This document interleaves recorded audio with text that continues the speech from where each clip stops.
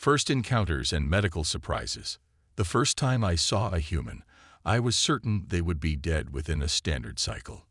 My name is Thrix, a 6th-level medical student at the Galactic Medical Academy. I come from Philandria, a world where our bodies have evolved perfect homeostasis. Our quadruple-layered dermal protection, enhanced regenerative capabilities, and specialized internal symbiotic organisms make most injuries and diseases merely temporary inconveniences. I've studied cynobiology extensively. It's my specialty, in fact. I've dissected, analyzed, and treated 37 distinct sentient species. But humans? They were a complete mystery to me until the exchange program brought one to our academy. The human arrived on what we call the Day of Opening Minds, the first day of our new academic cycle. I was in the Grand Atrium, my 4 sensory stalks extended in anticipation of meeting new classmates, when Professor Zithkar made the announcement. Students, it is my privilege to introduce the first human exchange student in our academy's history. Please welcome Eliza Chen from Earth. The being that stepped forward looked so exposed.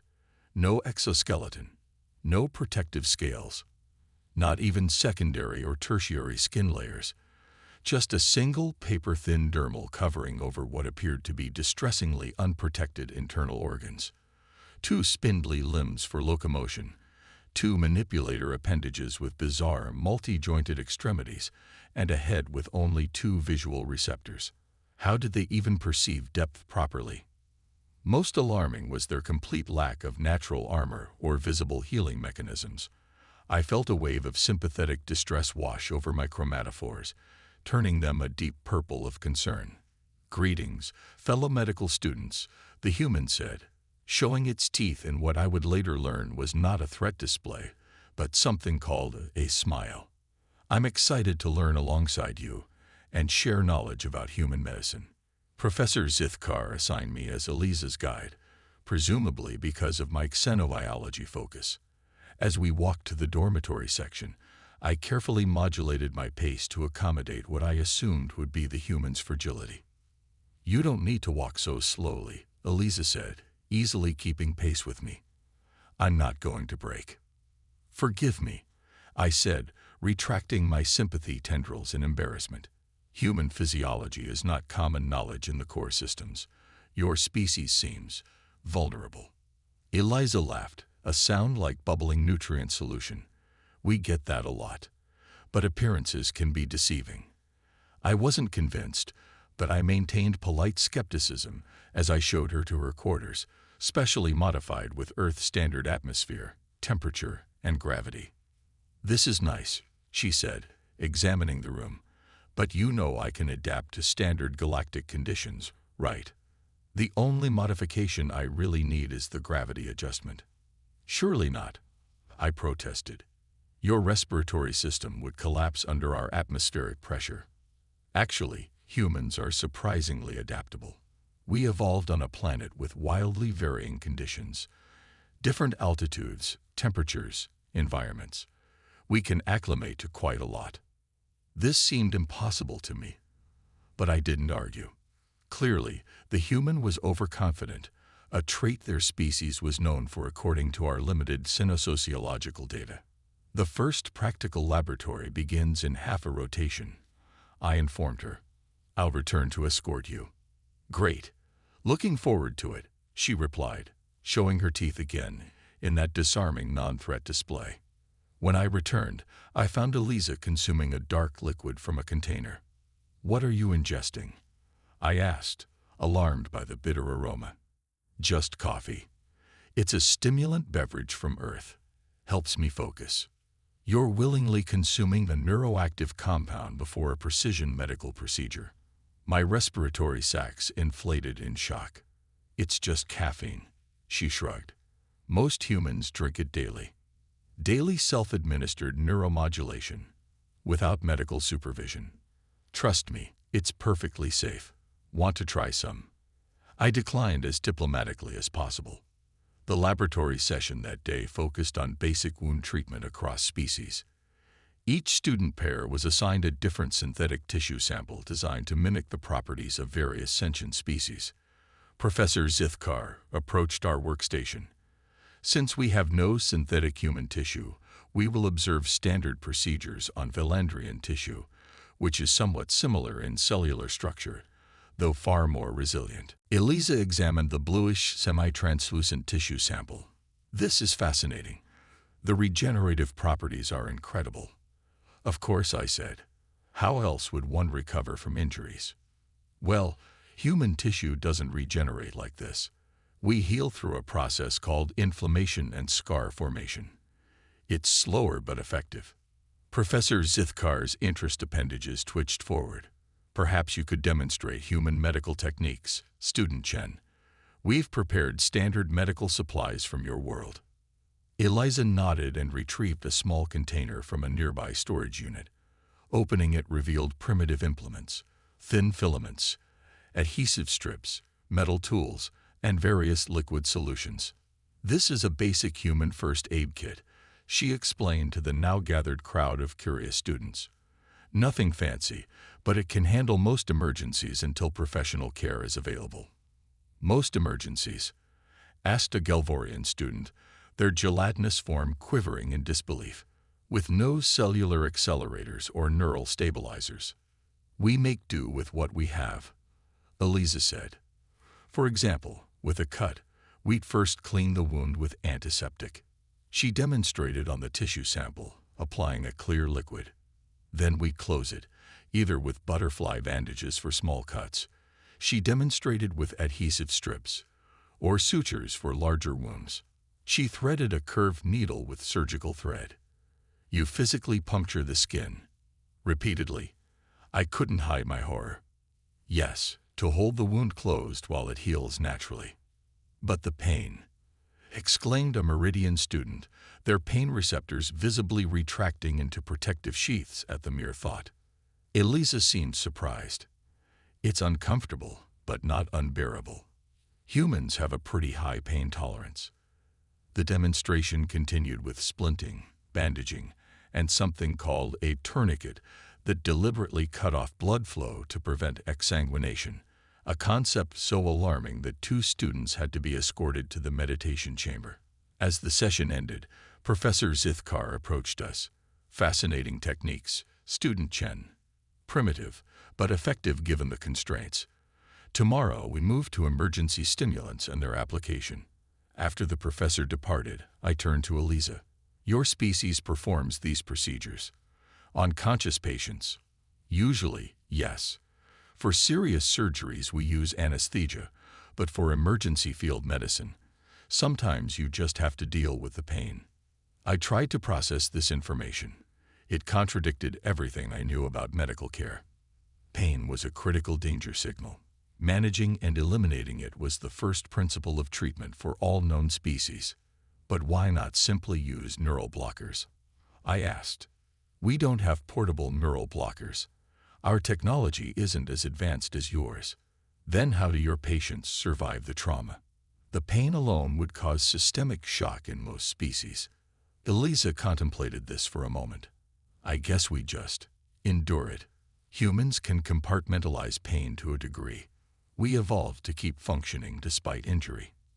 I was skeptical, but the incident that truly changed my understanding happened 3 rotations later, during what we now refer to as the caffeine incident. Eliza had continued consuming her coffee despite my warnings about unregulated stimulants. On this particular day, she had brought a larger container than usual. Final examinations approach, she explained. I was up late studying. During the precision microbiology lab, while manipulating cellular structures using molecular manipulators, Eliza accidentally knocked over her beverage. The dark liquid splashed across her hand and onto her exposed forearm. I immediately activated the emergency medical alert. The liquid was clearly at an unsafe temperature. I could detect the heat signature with my thermal receptors. Containment breach, I called out. Hazardous thermal exposure. But instead of rushing to the decontamination chamber, Eliza simply looked annoyed. She grabbed a cloth, wiped up the spill, and continued working on the cellular manipulation. "Eliza," I exclaimed, "you must seek treatment immediately. That solution was at least 20 degrees above your safe tissue threshold." She glanced at her arm, which was turning an alarming reddish color. "It's just a minor burn. I'll run some cold water over it after we finish this sequence." "But the pain, the tissue damage. It stings a bit, but it's not that bad. I've had worse cooking dinner." Professor Zithkar rushed over, medical scanner in appendage. "Student Chen, your integument shows second-degree thermal trauma. Why haven't you initiated emergency protocols?" Eliza looked surprised at the concern. "It's really not serious. Just a small burn." "Small." The professor's voice modulators vibrated with alarm. "Your pain receptors must be signaling intensely." "Well, yes, but I can ignore it. We need to finish this lab procedure, right?" The professor insisted on scanning her injury, and the results prompted an emergency medical intervention, despite Eliza's continued protests that she was perfectly fine and that it was just a coffee burn. Later, in the medical bay, I watched as the Academy's healers applied regenerative gel to Eliza's arm. She seemed more amused than relieved by the treatment. On Earth, I would just run cold water over it, apply some aloe vera, and maybe take an over-the-counter pain reliever, she explained. "You would continue functioning with untreated tissue damage?" I asked, incredulous. "Of course. Humans do it all the time. We get minor injuries, treat them basically, and keep going." As I contemplated this, a new understanding began to form in my mind. Perhaps humans weren't as fragile as they appeared. Their strength might not lie in physical resilience, but in something else entirely, an ability to endure, to persist despite conditions that would incapacitate other species. It was the first of many revelations that would fundamentally change my understanding of medicine, biology, and the remarkable adaptability of the species called human. Learning from humans and final revelations. After the caffeine incident, my relationship with Eliza changed. No longer did I view her as a fragile being requiring constant protection. Instead, I found myself fascinated by the human approach to medicine, practical, resilient, and remarkably effective, despite its technological limitations. During our free study periods, we began exchanging knowledge. I taught Eliza about Valandrian regenerative techniques, while she introduced me to what humans called wilderness medicine. "So this plant extract contains compounds that reduce inflammation?" I asked, examining a small tube of what she called arnica gel. "Exactly. Before we developed modern pharmaceuticals, humans relied entirely on plant-based treatments. Some still prefer them. But how did you discover which plants contain beneficial compounds?" "Trial and error." Eliza nodded. "Essentially, yes.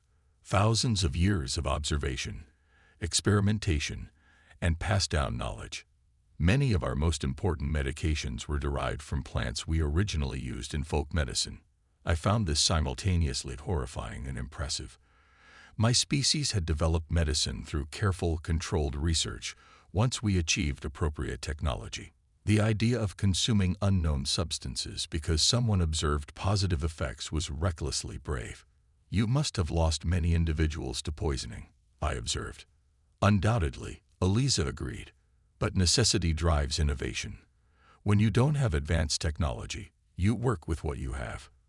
This phrase, work with what you have, became something of a mantra between us. It encapsulated the fundamental difference in our approaches to medicine. Valandrians and most advanced species in the Galactic Alliance developed perfect solutions through technology. Humans, constrained by their limitations, found imperfect but functional solutions using available resources. 3 cycles later, during an advanced xenophysiology seminar, Professor Merlevex posed a theoretical problem. You're stranded on an uninhabited planet. Your medical technology is damaged. Your companion has suffered a compound fracture of a weight-bearing limb. How do you proceed? The class fell silent. Without medical technology, such an injury would likely be fatal or permanently debilitating for most species. Then Eliza raised her hand. First, I cleaned the wound as best I could using filtered water, or, if necessary, high-proof alcohol if available in survival supplies, she began. I'd manually realign the bone under traction, then create a splint using available materials. Branches, pieces of equipment, whatever's rigid enough. I'd secure it with cloth strips or flexible plant fibers, elevate the limb to reduce swelling, and administer pain management through either carried medications or suitable plant compounds if I could identify them. The classroom stared at her in stunned silence. You would manipulate exposed bone, manually? Professor Merlevex asked, her sensory tendrils fluttering in distress. Yes, Eliza replied matter-of-factly. It's not ideal, but with proper technique, it works. The patient would be in pain, but with a properly set bone and adequate immobilization, they could potentially heal enough to walk again, even in primitive conditions.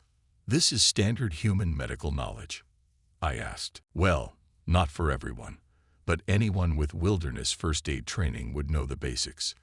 Military medics, expedition doctors, even some outdoor enthusiasts are trained for emergency medicine without technology. The professor's chromatophores rippled with a mix of horror and admiration. Student Chen, would you be willing to demonstrate these techniques in our medical laboratory? Using simulations, of course.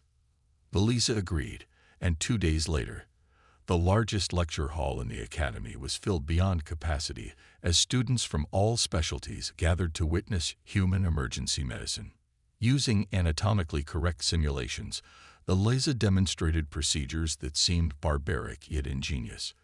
Setting bones, creating makeshift splints, closing wounds with adhesive made from tree sap, extracting foreign objects with flame-sterilized tools, even constructing a travois for transporting injured individuals. In the absence of proper medications, she explained while demonstrating a technique for reducing a dislocated shoulder, humans have learned to work with the body's natural processes. Pain is unpleasant, but rarely fatal by itself. Infection is the greater danger, which is why cleaning wounds is prioritized over comfort. I watched my fellow students' reactions range from disgust to reluctant admiration. What Eliza was describing wasn't primitive medicine, it was adaptable medicine, designed to function under the worst possible conditions. The true test of our different approaches came unexpectedly during a field expedition to Miral, a Class M planet used for practical training. 20 students, including Eliza and myself, were conducting environmental assessments when a geological disturbance, later identified as a minor tectonic shift, caused a rock slide. 3 students were injured. A Caldorian suffered crushing damage to their exoskeleton. A Nebulan sustained respiratory apparatus damage, and Professor Zithkar, who had been leading the expedition, experienced a complete severing of one of their secondary limbs. Our medical technology was in the transport vessel, now cut off from us by fallen rock. Standard emergency protocol dictated minimizing movement and waiting for rescue. But the professor was losing vital fluids rapidly. The tourniquet, Eliza said, already moving toward the injured professor, like we practiced in the simulation. I hesitated only briefly before following her. Together, we created a pressure device using components from our environmental testing equipment, stemming the fluid loss from the professor's severed limb. This will be painful, Eliza warned as she tightened the makeshift tourniquet. Proceed, Student Chen, the professor managed, their voice modulator barely functioning through the pain. The Caldorian student's exoskeleton fracture was temporarily reinforced using adhesive from our sample collection kits combined with rigid components from our equipment. For the Nebulan's respiratory issue, Eliza improvised a breathing apparatus using filtration components and a pressure regulator from our atmospheric testing equipment. None of these solutions were ideal. All caused discomfort. But all 3 injured individuals remained stable until rescue arrived 6 hours later. In the medical bay, as proper treatment was administered, Professor Zithkar called us to their recovery pod. Student Thrix, Student Chen, they said, their voice now properly modulated. Your actions today demonstrate the highest principles of medical practice: adaptation, resourcefulness, and courage. We only applied what we've learned, I said modestly. Yes, the professor agreed, but what you learned from each other is what made the difference. Student Chen's human techniques, combined with student Thrix's knowledge of xenophysiology, created an approach neither of your species would have developed independently. This observation sparked something in me, a revelation about the nature of medicine itself. In the cycles that followed, Eliza and I developed a special research project, Adaptive Emergency Medicine, integrating technological and non-technological approaches. Our work combined the best of human improvisation with galactic medical science. By graduation, our project had been accepted for implementation in the Academy's core curriculum. Future medical practitioners would learn not only how to use advanced technology, but also how to function effectively without it. At the graduation ceremony, as we receive our certifications, Academy Director Ponler made a special announcement. This cycle marks a turning point in our understanding of medical practice, they declared to the assembled graduates. For too long, we have relied exclusively on technological solutions, forgetting the fundamental principle that medicine is about healing by any effective means available. Looking at Eliza standing proudly in her human graduation attire, I felt a profound appreciation for what our species had taught each other. Humans weren't primitive in their medical approach. They were pragmatic. They hadn't developed technology to eliminate pain and suffering because they had learned to work through it, to endure what couldn't be avoided, and to heal despite limitations. In turn, they had learned from us the benefits of precision, of understanding biological processes at the molecular level, and of using technology to reduce suffering when available. After the ceremony, as we prepared to return to our respective worlds, Eliza handed me a small package. A graduation gift, she explained. Inside was a human first aid kit, complete with bandages, antiseptic, surgical thread, and all the primitive yet effective tools I had once found so horrifying. So I'll always remember to work with what I have, I said, my chromatophores glowing with warm appreciation. And to remember that sometimes, she added, the most advanced medical technology isn't a device or a procedure, but the determination to heal despite obstacles. As I prepared to take my position as a medical researcher on Valandria, I placed the human first aid kit prominently in my personal equipment. It would serve as a reminder of the most important lesson I learned at the Galactic Medical Academy. True medical advancement comes not from eliminating challenges, but from developing the resilience and adaptability to overcome them, a lesson humans had learned through their evolutionary history and had now shared with the galaxy. In the great medical traditions of both our worlds, that knowledge would save countless lives in the cycles to come. Cross-species medical revolution. 5 standard cycles had passed since graduation. I had returned to Valandria, taking a position at our planet's premier medical research institute. My focus, integrating adaptive human medical techniques with our advanced technology, had initially been met with skepticism from my peers. Deliberately primitive methods have no place in modern medicine. Dr. Nethver, the Institute's director, had informed me during my first review cycle. Your fascination with human techniques, while anthropologically interesting, has limited practical application. I had nodded respectfully but continued my research nonetheless. Something fundamental about human medical philosophy had resonated with me. Their ability to work within constraints rather than being paralyzed by imperfect conditions. Then came the cascading ion storm of 3287. No one had predicted its severity.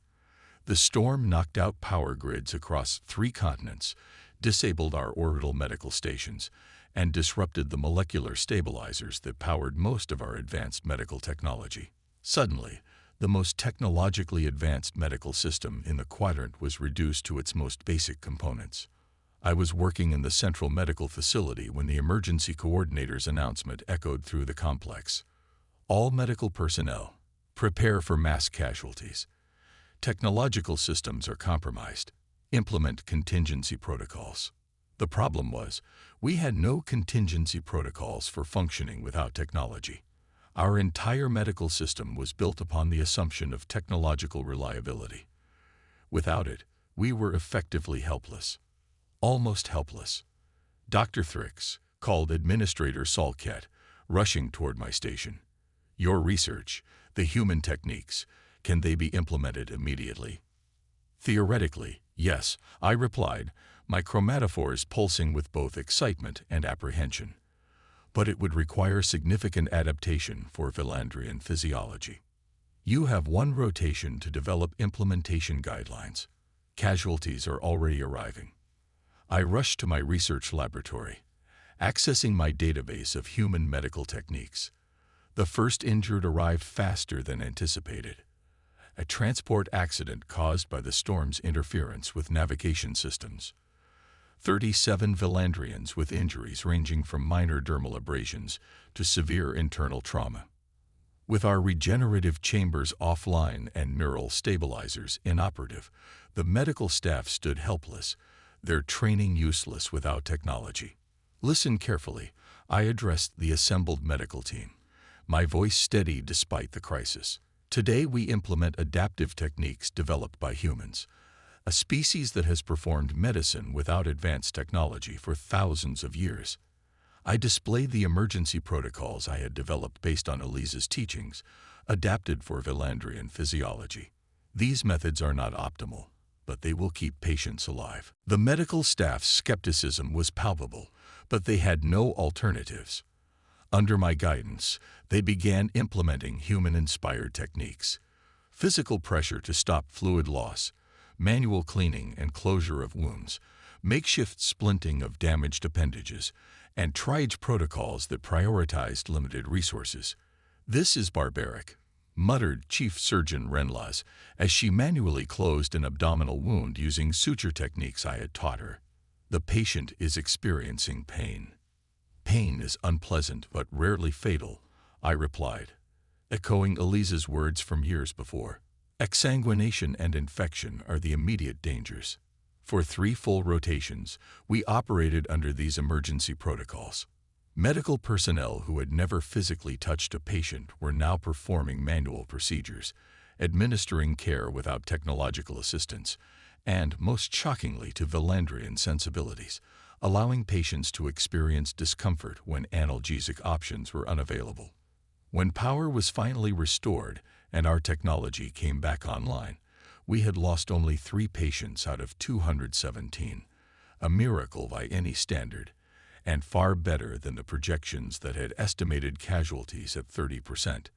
Director Nethver called me to his office after the crisis had passed. Your human techniques saved numerous lives, he acknowledged, his chromatophores displaying reluctant admiration. The Medical Council wishes to incorporate these adaptive protocols into our standard training. I'm gratified to hear that, Director. There is more, he continued. The Galactic Medical Federation has expressed interest in your work. It seems the ion storm affected multiple systems, with varying results. Worlds with technical dependency similar to ours experienced catastrophic medical failures. They wish to learn from our relative success. 2 weeks later, I found myself addressing the Federation's emergency session, explaining how primitive human medical techniques had proven surprisingly effective during technological failure. The human approach to medicine developed under constant constraints, I explained to the assembled representatives from 17 worlds. They never had the luxury of perfect technological solutions, so they created adaptable, resource-efficient methods that function under almost any conditions. A Meridian representative raised their sensor stocks in skepticism. But the pain factor, surely conscious patients experiencing such procedures would suffer psychological trauma. Interestingly, no, I replied. Humans have developed remarkable psychological techniques to contextualize pain. They understand it as temporary and necessary for healing.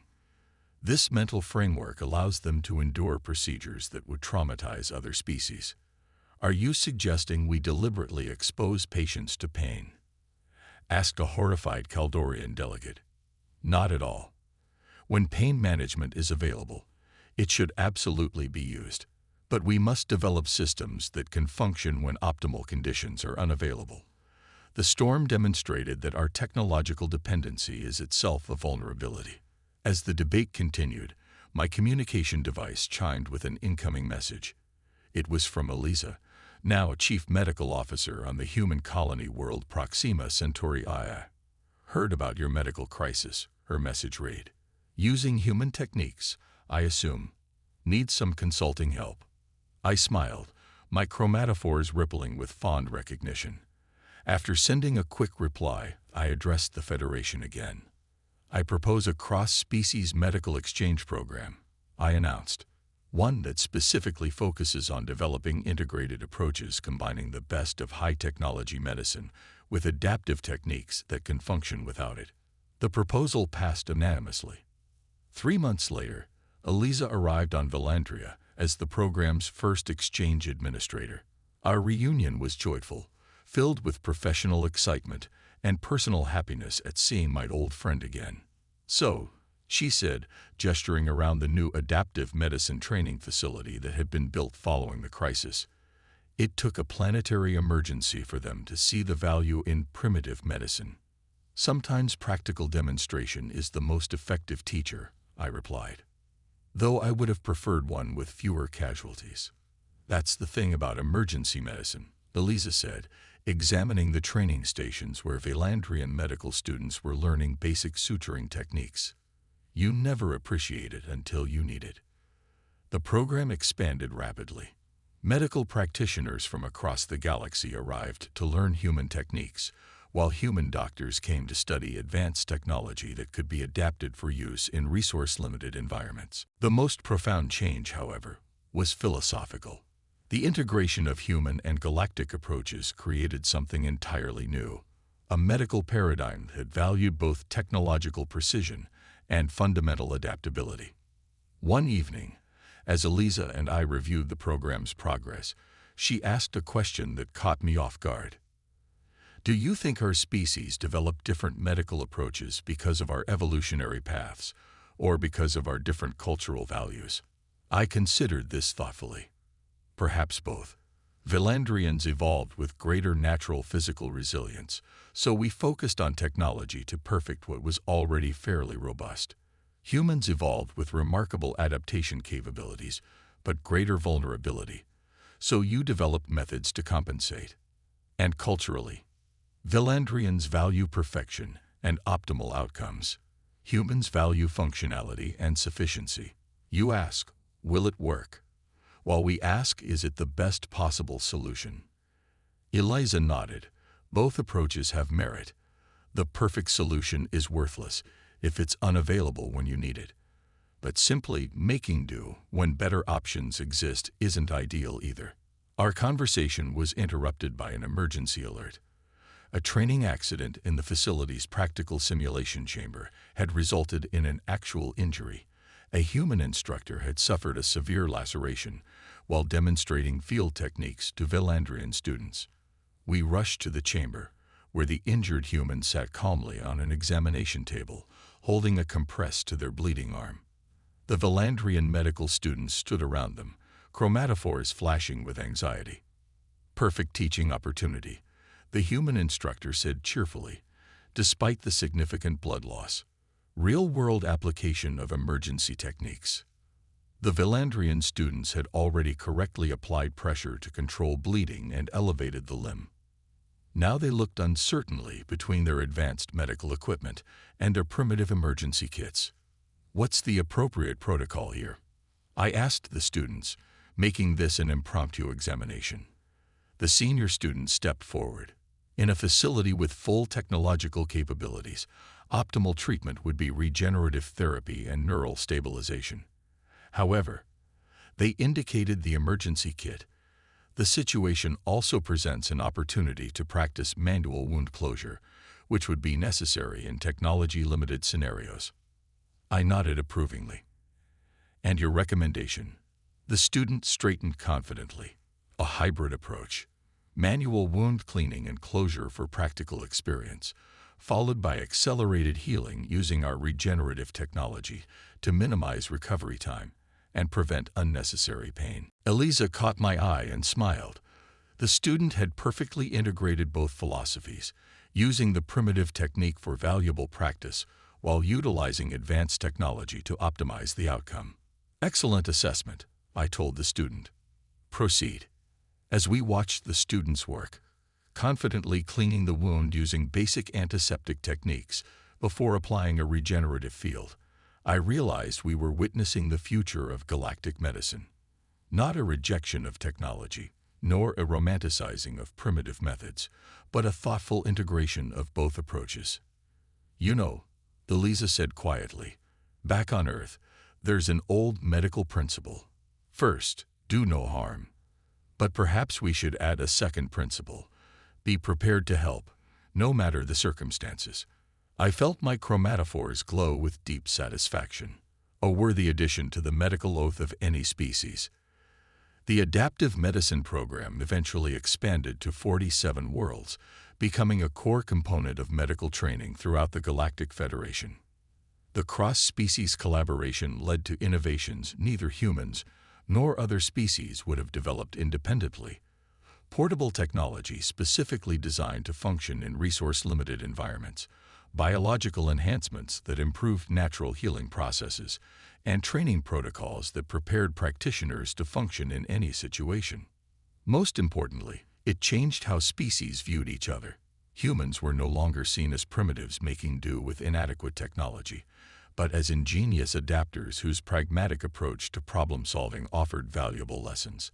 Advanced species were no longer viewed as overly dependent on technology, but as visionaries whose pursuit of optimal solutions expanded medical possibilities for all. As Eliza and I documented in our widely distributed medical text, Principles of Adaptive Galactic Medicine, the most profound healing often happens when different perspectives come together. Much like the body itself heals through the integration of multiple systems working toward a common goal. The ion storm that had once seemed a disaster had, in fact, been the catalyst for one of the greatest medical revolutions in galactic history. And it had all begun with a human who refused anesthesia for a minor burn, and an alien medical student curious enough to ask why.